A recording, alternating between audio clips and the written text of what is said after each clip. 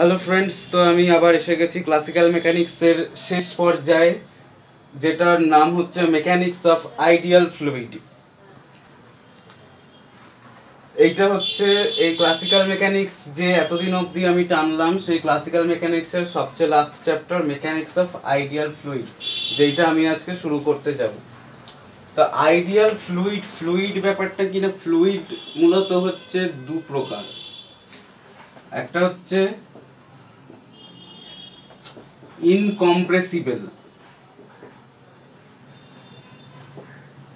Incompressible অর্থাৎ যেগুলো হচ্ছে লিকুইড,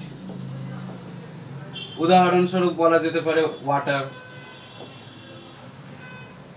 আর এক ধরনের ফ্লুইড, সেটা হচ্ছে কম্প্রেসিবল,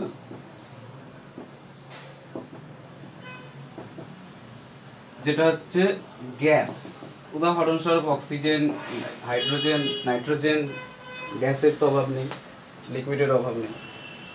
তো ফ্লুইড এই মেইনলি দু প্রকারের হয়। তো ইনকম্প্রেসিবল মানে যাকে কম্প্রেস করা যায় না, লিকুইডকে কম্প্রেস করা যায় না, কিন্তু গ্যাসকে কম্প্রেস করা যায়। এটাই হচ্ছে দুটো ফ্লুইডের মধ্যে পার্থক্য। তো আমরা যদি কোনো একটা সলিড কিউব দেখি, এটাকে সাপোজ সলিড কিউব নিচ্ছি, ঠিক আছে? তো এইটার আমি এই বেসকে কনস্ট্যান্ট রেখে আমি এর যদি একটা ডিসপ্লেসমেন্ট ঘটাতে চাই, তাহলে এটা কি হবে? এরকম একটা পজিশনে আসবে, অর্থাৎ শিয়ারিং স্ট্রেস পাবে। কিন্তু ও কি করবে না, যেহেতু এটা রিজিড, যেহেতু সলিড হচ্ছে রিজিড, তাই এ আবার ব্যাক করে চলে আসবে ডিউ টু শিয়ারিং স্ট্রেস। কিন্তু কোনো ফ্লুইডের ক্ষেত্রে, সেটা ওয়াটার হোক বা গ্যাস, অর্থাৎ ইনকম্প্রেসিবল হোক বা কম্প্রেসিবল, সেক্ষেত্রে রিজিডিটিটা একদম থাকেই না। সেই জন্য তাকে যদি ডিফর্মেশন করা হয়, সেক্ষেত্রে সেটা সেই ডিফর্মড অবস্থাতেই থেকে যাবে, পুরনো আগের অবস্থাতে ফিরবে না। সেই জন্য লিকুইড বা গ্যাসকে যে পাত্রে রাখা হবে, সেই কন্টেনারের সাইজে সে ধরে যাবে, আকার নেবে, শেপটা তার মতো হবে। তো তাহলে এখন ফ্লুইডের ডেফিনেশনটা কি হচ্ছে না, a substance in equilibrium incapable of supporting a shearing stress. Capability থাকে না, হাউএভার স্মল, যদিও বা থাকে খুবই কম, ইজ নোন অ্যাজ ফ্লুইড। তো ফ্লুইডের মেইনলি দুটো জিনিস যেটা জানবো, সেটা হচ্ছে ফ্লুইড স্ট্যাটিক্স আর ডাইনামিক্স। স্ট্যাটিক্স বলতে কি বোঝাচ্ছে না, স্ট্যাটিক্স মানে যখন ইকুইলিব্রিয়ামে সেটা কোনো জায়গায় একটা স্থির অবস্থায় আছে, যখন যেটা স্থির অবস্থায় আছে কোনো কন্টেনারের মধ্যে, তখন তার উপর এক্সটার্নাল ফোর্সের কি কাজ, সেইটাকে জানা হচ্ছে স্ট্যাটিক্স, ফ্লুইড স্ট্যাটিক্স। আর ডাইনামিক্স হচ্ছে যখন কোনো ফ্লুইড কোনো মোশনে আছে, তখন তার মধ্যে যে মেকানিজমগুলো যে ঘটছে, সেইগুলো হচ্ছে ফ্লুইড ডাইনামিক্স। তো এই হচ্ছে টোটাল ফ্লুইডের ইন্ট্রোডাকশন। তো এবার যেটা আসবে সেটা হচ্ছে সাম বেসিক কনসেপ্টস অফ ফ্লুইডের আরেক কয়েকটা বেসিক কনসেপ্ট আছে, সেগুলো জানবো। তো তার আগে যেটা বলার সেটা হচ্ছে যে এই যে আমরা যে শিয়ারিং, যেটা বললাম শিয়ারিং স্ট্রেসটা অ্যাপ্লাই করছি, এই শিয়ারিং স্ট্রেসটা কিন্তু ফ্লুইডের প্লেনের ওপর নর্মালি যদি অ্যাক্ট করা হয় যখন ফ্লুইডটা রেস্টে আছে, তখন ওই stress at that point is called the pressure at that point। আর এই প্রেসারটা সবসময় প্রত্যেকটা পয়েন্টে সেম ডাইরেকশনে সেম থাকে, অল ডাইরেকশনে সেম থাকে, ঠিক আছে? তো অর্থাৎ সেটা হচ্ছে আইসোট্রপিক। আর এই ফ্লুইডের যেটা বললাম যে ডাইনামিক্স, যেটা ফ্লুইড ডাইনামিক্স সেটা হাইড্রোডাইনামিক্স, আর ফ্লুইড স্ট্যাটিক্স যেটা হাইড্রোস্ট্যাটিক্স নামে পরিচিত। আর যেটা কম্প্রেসিবল অর্থাৎ গ্যাস নিয়ে যেটা ডাইনামিক্স, সেটা এরোডাইনামিক্সও বলে। আর হাইড্রোডাইনামিক্সকে অনেক সময় হাইড্রোলিকও বলে। হাইড্রোলিক একটা নতুন কনসেপ্ট, যেটা ইঞ্জিনিয়ারিং এর ক্ষেত্রে বেশিরভাগ কাজে আসে, অর্থাৎ ফিজিক্সের অ্যাপ্লিকেশনে আসে। তো এবার যেটা সাম বেসিক কনসেপ্টসে যাব, যে তার প্রেসার আর ডেনসিটি, কোনো ফ্লুইডের প্রেসার আর ডেনসিটি দেখব। প্রেসার হচ্ছে কত না, pressure force per unit area, অর্থাৎ লিমিট এরিয়া কত যাবে,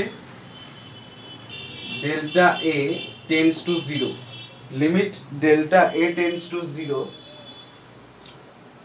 equal to delta F by delta A. আর ডেন্সিটি কত হবে না, ডেন্সিটি হবে হচ্ছে delta V tends to 0 delta M by delta V. এইটা হচ্ছে রো আর অর্থাৎ ডেন্সিটি আর প্রেসারের কনসেপ্ট। একটা ফ্লুইডের ওপর acted pressure or the density of the fluid.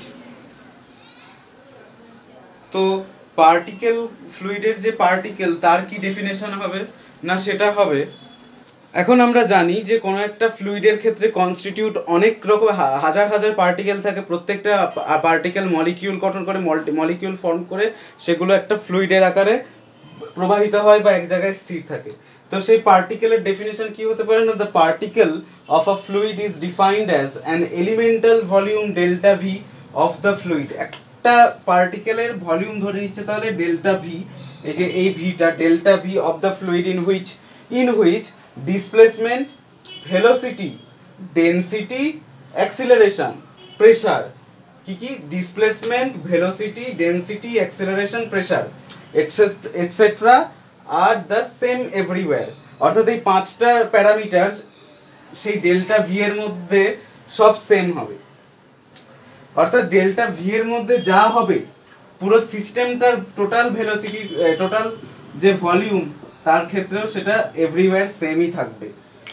ওকে, আর এখানে বেসিক কনসেপ্ট বলতে প্রেসার সব জায়গায় সমান হয়। অর্থাৎ একটা ফ্লুইডের মধ্যে যদি মনে করি যে এখানে একটা ভলিউমের মধ্যে যে পরিমাণ ফ্লুইড রাখা আছে তার তোমার বিভিন্ন দিকে ট্যানজেনশিয়ালি আর নর্মালি ভার্টিক্যালি প্রেসার সবসময় সেম হবে। অর্থাৎ যদি তিনটে অ্যাক্সিস ধরা হয়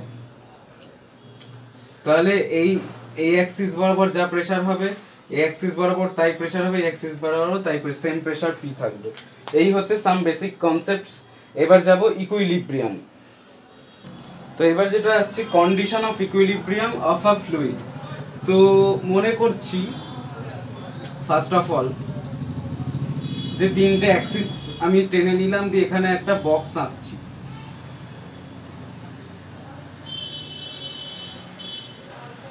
এখানে একটা বক্স আঁকলাম, ঠিক আছে।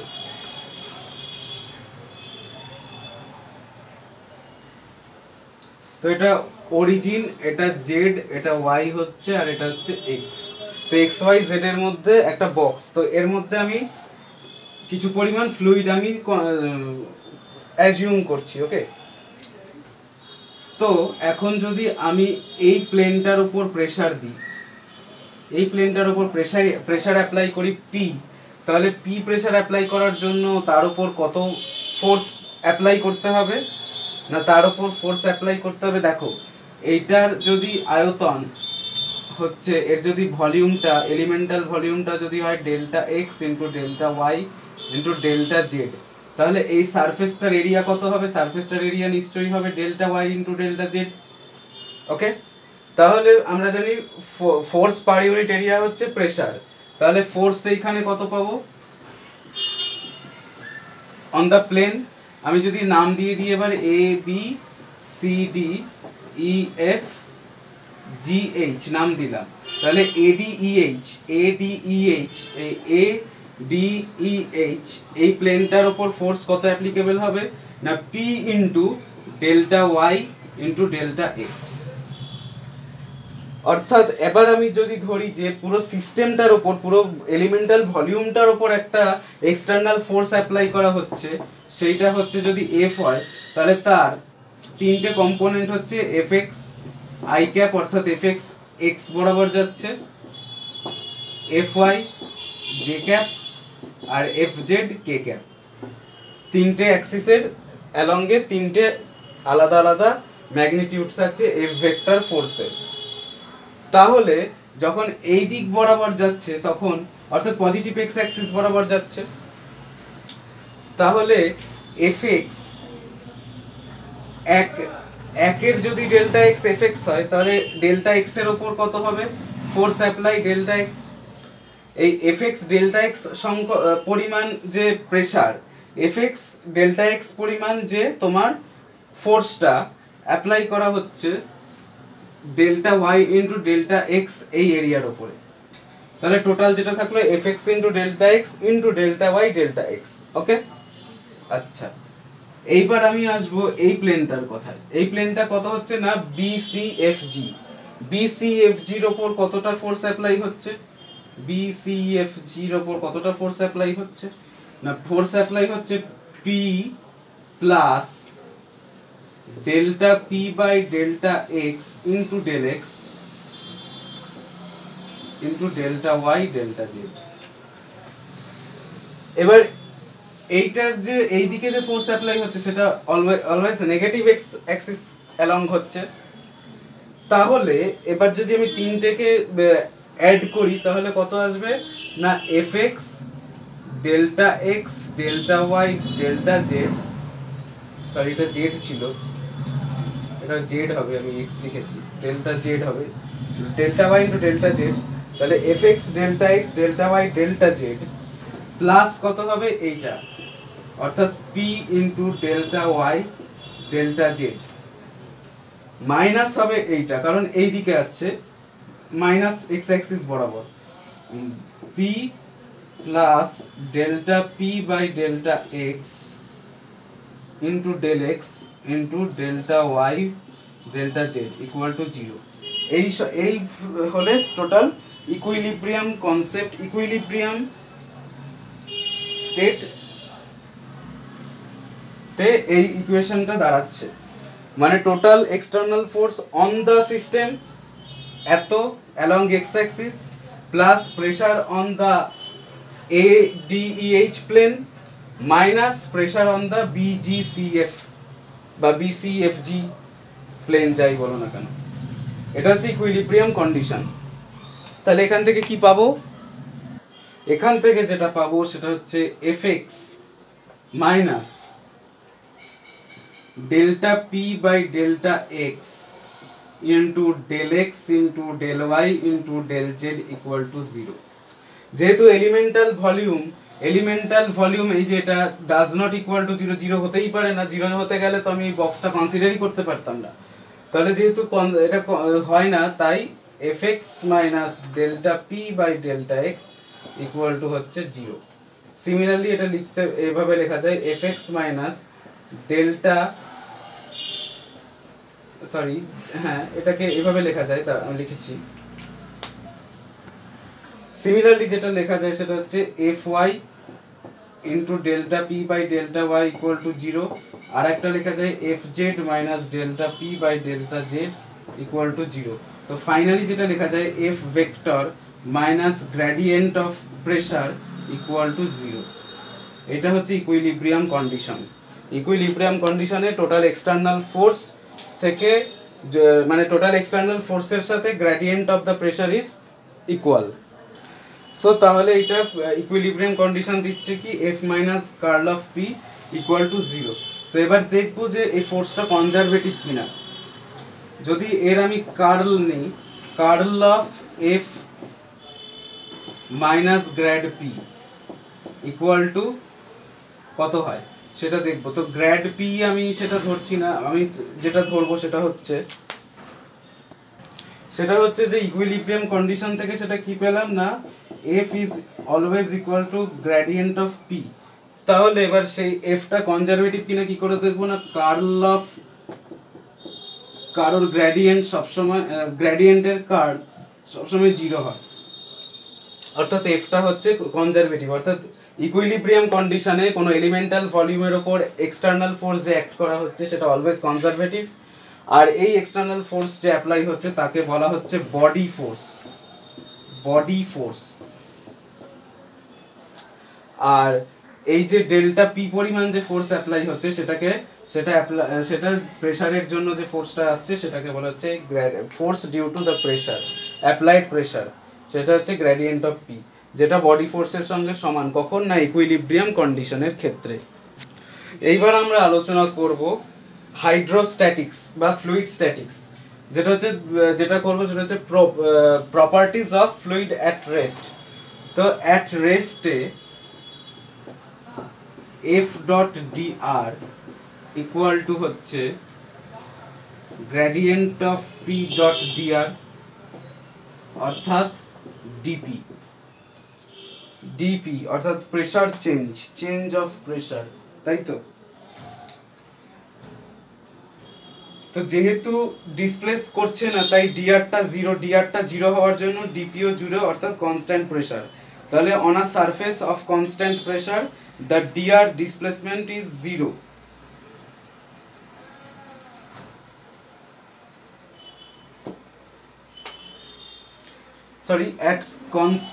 at equilibrium the change in pressure is always zero, so F dot dr, so the displacement dr is always perpendicular to F, the body force.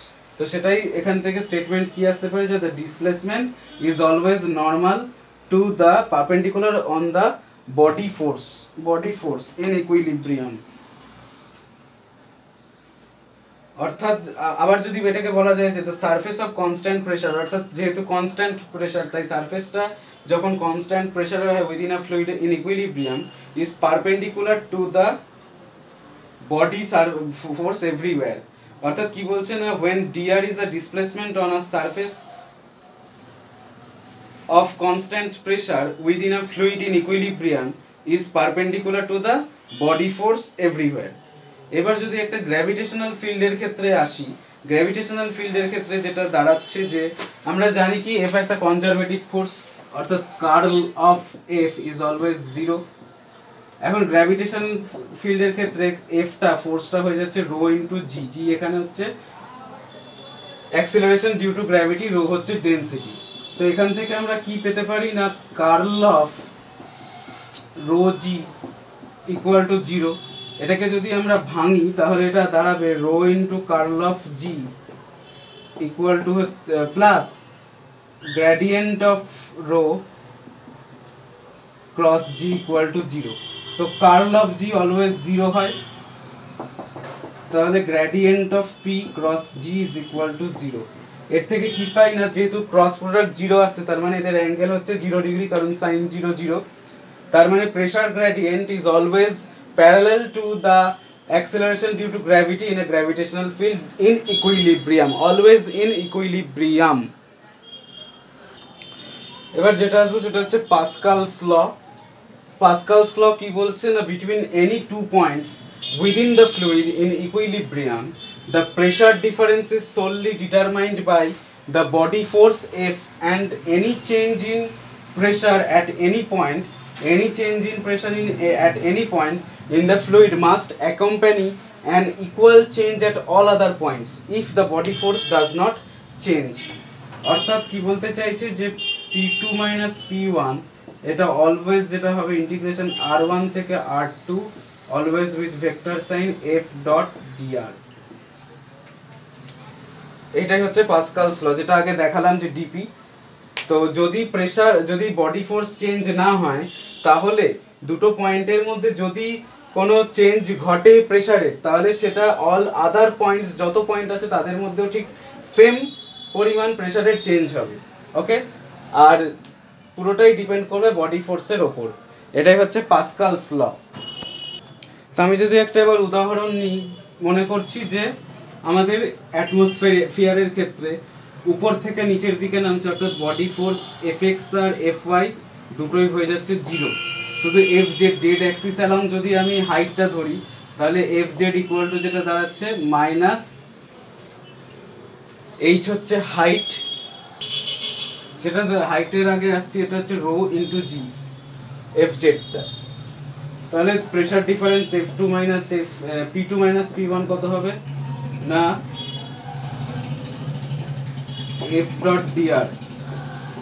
dr মানে F ডট F, শুধু F জেডটা থাকছে, x Y component থাকছে না। F Z এর মধ্যে কি থাকছে না, রো মাইনাস বাইরে থাকছে rho G Z cap dot X X cap plus Y Y cap plus Z Z cap, dot product হচ্ছে কত পড়ছে রো জি জেড। আর এটা ইন্টিগ্রেশন কত হচ্ছে 0 টু 0 to 1, অর্থাৎ এখানে ধরছি Z1 থেকে Z2 পজিশনে, অর্থাৎ যেটা আসবে rho G into Z2 minus Z1, সামনে নেগেটিভ সাইন আছে। এটা যদি পুরো হাইটটা আমি H ধরি তাহলে আসবে rho G H with negative sign. যখন পারদ স্তম্ভ মার্কারি নেওয়া হয় তখন P2টা হয়ে যায় হচ্ছে P0, সেক্ষেত্রে P1টা হয়ে যায় তখন P0 plus rho G H, যার জন্য ব্যারোমিটার সবসময় এক্স্যাক্ট অ্যাটমসফেরিক প্রেশার শো করে, যেটা অ্যাটমসফেরিক প্রেশার হয় সেটাই শো করে। এবার যেটা দেখো প্রেশার ভেরিয়েশন উইথ অল্টিটিউড, অর্থাৎ হাইট বৃদ্ধির সাথে সাথে কিভাবে প্রেশারটা ভ্যারি করে। আমি মনে করছি এটা হাইট, এখানে এতটা অবধি প্রেশার পি আর এটা হচ্ছে ডিপি। তো ডিপির ক্ষেত্রে ডিপি প্রেশার কত পাবো, elemental pressure unit minus rho G into DZ, rho G into DZ পাচ্ছি, ঠিক আছে। এবার আমি যদি এটা আইডিয়াল গ্যাস সিস্টেম কনসিডার করি তাহলে আমরা জানি PV equal to R T, আর হচ্ছে ইউনিভার্সাল গ্যাস কনস্ট্যান্ট, ভি হচ্ছে volume, T temperature, P pressure, আর রো ডেনসিটি ইকুয়াল টু কত জানি এম বাই ভি। তাহলে এখান থেকে ভলিউমটা পেয়ে যাব, সেটা হচ্ছে এম মাস বাই রো, তাই তো। তাহলে এখানে যদি এবার P equal to R T by V করি তাহলে এটা আসবে R T by M by rho বা rho R T by M. এইবার যদি আমি ডিপি বাই পি করি, ডিপি বাই পি করলে কত আসবে, মাইনাস রো জি থাকছে বাই রো আর টি উপরে এম, রো রো কেটে গেল, M GM by R T into কত থাকছে ডিজেড। এবার আমি ইন্টিগ্রেশন করব P0 থেকে P ফাংশন অফ জেড, আর এটা ইন্টিগ্রেশন করব Z0 থেকে জেড পর্যন্ত, লিমিটটা রাখছি। তাহলে সেটা আসবে P function of Z equal to P0 into e to the power minus mg by RT into Z minus Z0। এটা হচ্ছে the relation of pressure and the pressure varies with this equation at altitude. এবার আসছি Archimedes principal. Archimedes যেটা আবিষ্কার করেছিলেন যে একটা কন্টেনারের মধ্যে যদি কোনো একটা লিকুইড থাকে তার মধ্যে যদি একটা কোনো অবজেক্টকে ইমার্স করা হয়, ইমার্স করা হতে গেলে তার জন্য প্রেশার কি লাগবে, force Fp equal to minus of n cap dot dA, n cap dot dA, n cap p dot dA, অর্থাৎ n cap হচ্ছে আউটওয়ার্ড নর্মাল ডাইরেকশন, এইটা হচ্ছে n cap, যেহেতু ইমার্স করা হচ্ছে এইদিকে তাই নেগেটিভ সাইন দেওয়া হয়েছে, আর কতটা প্রেশার অ্যাপ্লাই করা হচ্ছে পার ইউনিট এরিয়া, যাতে গুণ করে দিলেই আমি ফোর্সটা পাচ্ছি, যেটাকে আমি এরকমও লিখতে পারি gradient of p dot dv with negative sign. তাহলে এই ওয়াটার লিকুইড মলিকিউলগুলো সেই অবজেক্টটাকে কতটা ফোর্স দেবে না, সেটা হবে হচ্ছে বুয়ান্ট ফোর্স বা প্লবতা বল, সেটা হচ্ছে Fp equal to integration FV buoyant force, dv equal to হচ্ছে Fb, এখানে F থাকছে total force Fb with negative sign. যতটা ফোর্স প্রেশার অ্যাপ্লাই করা হচ্ছে জলের ঠিক ততটাই চলে আসছে উইথ নেগেটিভ সাইন উল্টো দিকে ফোর্স, সেটাই হচ্ছে প্লবতা বলের জন্য। এই জন্য যতটা পরিমাণ, যতটা আয়তনের অবজেক্টকে ডোবানো হয় তত আয়তনের লিকুইড উপরে উঠে চলে আসে, এটাই হচ্ছে আর্কিমিডিসের প্রিন্সিপাল। তো এবার আসছি ফ্লুইড ডাইনামিক্স বা হাইড্রোডাইনামিক্সের। তো ফ্লুইডের ডাইনামিক্স দু প্রকার, ফ্লো স্ট্রিমলাইন আর টার্বিউলেন্ট। স্ট্রিমলাইন ফ্লো কখন না, the velocity of the flow at any given point in the space of flow remains unchange, সবসময় আনচেঞ্জ থাকে উইথ টাইম, উইথ টাইমের সাথে, ঠিক আছে, অর্থাৎ যে কোনো কনস্ট্যান্ট ভেক্টর একটা দিকে টানা যায়। আর টার্বিউলেন্ট হচ্ছে যখন কোনো আনচেঞ্জ থাকে না, রিমেন্স সময়ের সাথে সেই যে ভেলোসিটি যে ফ্লো পয়েন্টটা সেটা অলওয়েজ চেঞ্জ হতে থাকে অ্যাব্রাপ্টলি বা কন্টিনিউয়াসলি, তখন সেই ফ্লোটাকে বলা হচ্ছে টার্বিউলেন্ট ফ্লো। তো এবার আসছি কাইনেমেটিক্স অফ ফ্লুইড, যেটা দু প্রকার, একটা ল্যাগ্রাঞ্জিয়ান আর একটা নট হ্যামিল্টনিয়ান, ইটস অয়েলারিয়ান। একটা ল্যাগ্রাঞ্জিয়ান একটা অয়েলারিয়ান। ল্যাগ্রাঞ্জিয়ান আর অয়েলারিয়ানের মধ্যে পার্থক্য কোথায় না, যখন একটা ফ্লুইড স্ট্রিমলাইন ফ্লো করছে, তো ফ্লোই করছে ধরছি, স্ট্রিমলাইন বা টার্বুলেন্ট সেটা ধরছি না, ফ্লো করছে, তো সেক্ষেত্রে কি হচ্ছে না তার মধ্যে যে তিনটে axis coordinate system x Y Z আর উইথ টাইম সবটাই প্রত্যেকটা মুহূর্তে প্রত্যেকটা ইনস্ট্যান্ট অফ টাইমে প্রত্যেকটা পয়েন্টের সাথে সাথে চেঞ্জ হচ্ছে।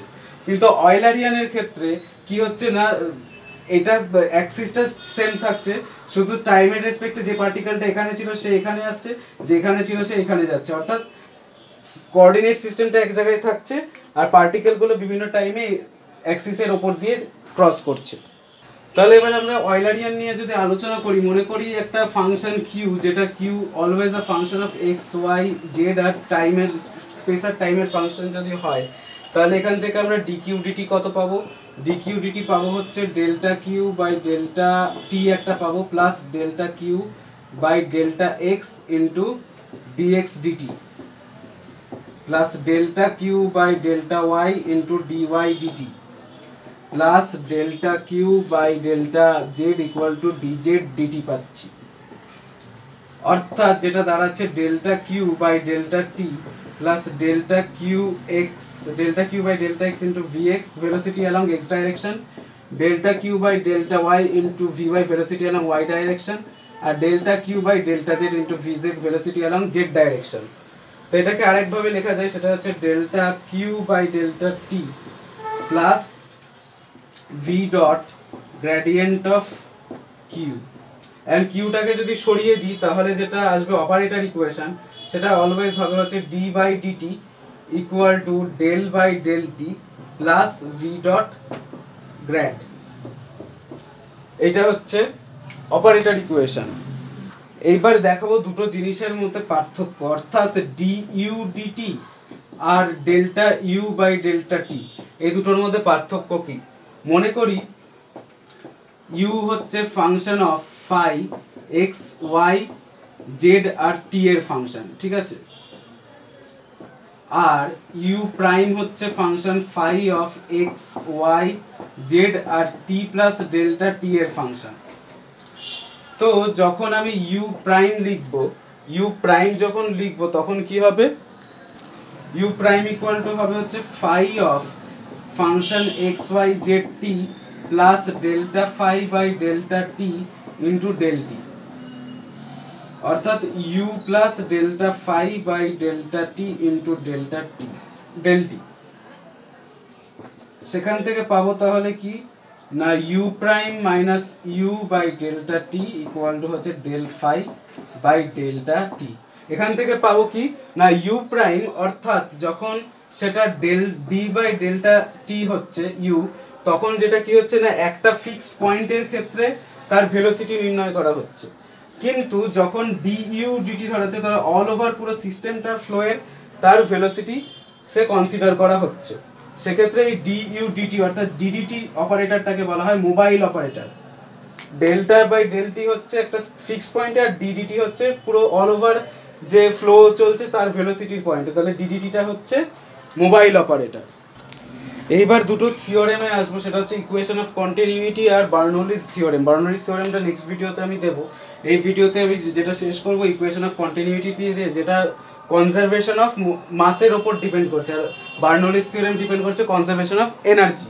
তো এখানটা হচ্ছে কনজারভেশন অফ মাসের ওপর ডিপেন্ড করছে। মনে করছে একটা এলিমেন্টাল এরিয়া আছে ডেল্টা ভি, যার সারফেস বাউন্ড আছে হচ্ছে ডেল্টা এস দিয়ে, ডিভি ভলিউমটা ডিএস দিয়ে সারফেস বাউন্ড আছে, আর এন ক্যাপ হচ্ছে আউটওয়ার্ড ইউনিট নর্মাল। এই তিনটে জিনিস অ্যাজিউম করে নিলাম ফার্স্টে। তাহলে প্রতি পার ইউনিট সেকেন্ডে কত করে ইয়ে ঢুকছে, ফ্লো হচ্ছে flux density dot n cap into ds. যেহেতু এন ক্যাপ হচ্ছে বাইরের দিকে নর্মাল, তাই এটা উইথ নেগেটিভ সাইন থাকছে।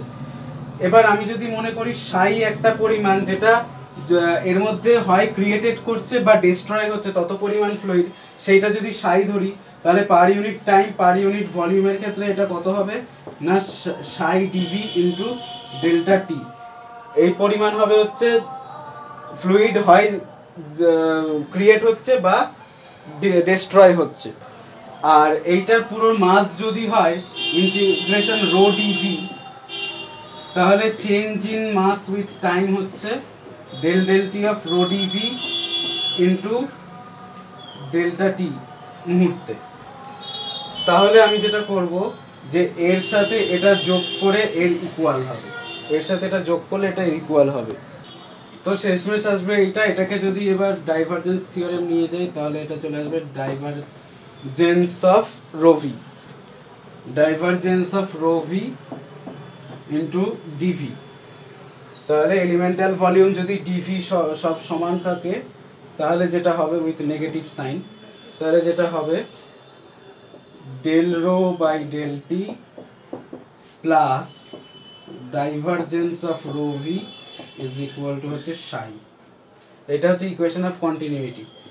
এবার সাই যদি সোর্স হয় অর্থাৎ তাহলে ওটা জেনারেট করছে ফ্লুইডটা ওর ভিতরে ভলিউমের ভিতরে, আর যদি সিঙ্ক হয় তাহলে ডিস্ট্রয় হচ্ছে। তাহলে যদি কিছুই না হয় তাহলে সাই হয়ে যাচ্ছে জিরো, তাহলে সেটাও একটা ইকুয়েশন, দ্বারা ইকুয়েশন অফ কন্টিনিউইটি। আর যদি ইনকম্প্রেসিবল ফ্লুইড হয় তাহলে রো হয়ে যাচ্ছে কনস্ট্যান্ট, তাহলে ডেল রো ডেল টি হয়ে যাচ্ছে জিরো। তখন ইনকম্প্রেসিবল ফ্লুইডের ক্ষেত্রে divergence of v is equal to হয়ে যাচ্ছে জিরো। ইনকম্প্রেসিবল ফ্লুইডের ক্ষেত্রে একটা ইম্পর্টেন্ট প্রপার্টি হচ্ছে curl of v equal to zero, অর্থাৎ ইরোটেশনাল ভেলোসিটির কার্ল জিরো হয়, অর্থাৎ v is equal to minus grad of a phi, gradient of a potential. এবার যদি এই পয়েন্টটা এখানে পুট করি তাহলে যেটা চলে আসবে directly del square phi equal to zero. অতএব অ্যাট ইন দ্য কি বলবো for incompressible fluid for the irrotational and for its irrotational motion, its potential always satisfy the Laplace equation del square phi equal to 0. So এখান থেকে যেটা বলা যায় যে in a continuous fluid motion an increase in the mass of the fluid in any fixed closed surface S contained in the fluid in any interval of time must equal the net amount of mass that flows through the boundary into the closed surface during that interval. তো আজকের video এই অবধি। আর যেটা কালকে শুরু করবো সেটা হচ্ছে বার্নৌলিস থিওরেম, যেটা বলছে dp by rho integration plus half v square plus gh equal to হচ্ছে কনস্ট্যান্ট। এটা হচ্ছে বার্নৌলিস ইকুয়েশন। তো প্রত্যেকটাই যেহেতু লেন্থের ডাইমেনশনে আছে তাই এটাকে বলে প্রেশার হেড, এটাকে বলে হচ্ছে ভেলোসিটি হেড, আর এটাকে হচ্ছে হাইট হেড বা গ্র্যাভিটি হেড, আর টোটালকে বলে টোটাল হেড যেটা কনস্ট্যান্ট। এটাই হচ্ছে বার্নৌলিস থিওরেম, যেটা কালকে নেক্সট ভিডিওতে আমি দেবো। Thank you.